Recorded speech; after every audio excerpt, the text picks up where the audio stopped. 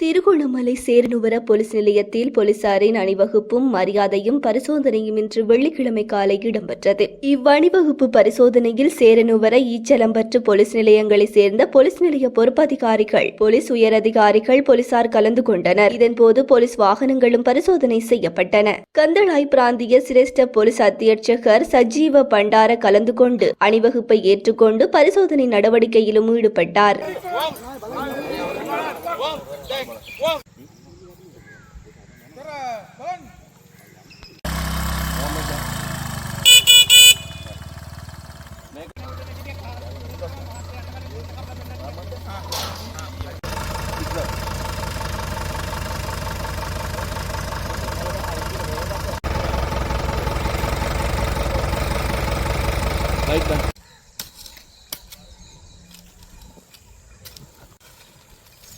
நமக்கு